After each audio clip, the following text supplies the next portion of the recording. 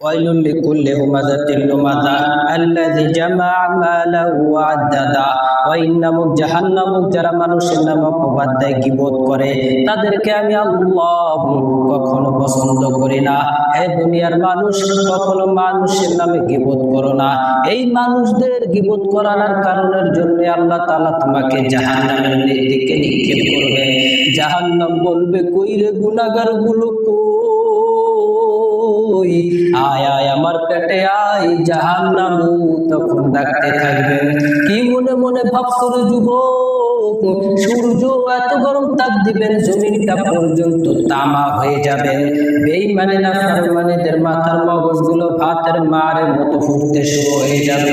পায়খানার রাস্তা দিয়ে পেটের নাড়িগুলো পড়তে থাকবেন, কান্নার কোনো শেষ হবে না। কেমন ভয়ঙ্কর অবস্থা হবে! যে নবীদের কোনো গুনাহ নাই, তারাও পর্যন্ত ইয়া নাফসি নাফসি বলে কাঁদবেন। মুসা নবী কাঁদবেন, আল্লাহ আমারে বাঁচাও, আমি সহ্য করতে পারি না হাসরের ময়দানের গরম। ঈসা নবী কান্না করবেন, আল্লাহ আমারে বাঁচাও। ইব্রাহিম নবী কান্না করবেন, আল্লাহ আমারে বাঁচাও। আম্মা জান আয়েশা তখন নবীকে গিয়ে জিজ্ঞাসা করবেন, ও নবী, আপনি তখন ওই মুসিবতের সময় কি করবেন?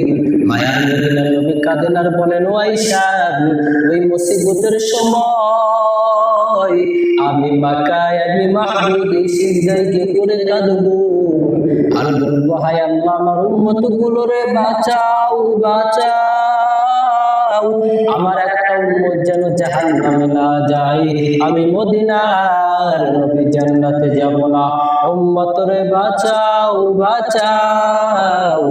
আমি নবী উম্মতের জন্য কান্না করি, তাহলে এই দুনিয়ার মানুষ নবীরাও পর্যন্ত আমার তোমার জন্য কাঁদেন।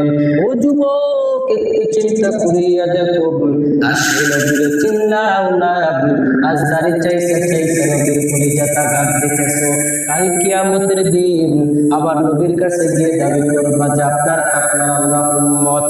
নবী তখন বলবেন যে আমার উম্মত সে কখনো দাঁড়িয়ে চাইবে না, সে কখনো আমার কলিজাতে আঘাত দেবে না, দাঁড়িয়ে চাইছা।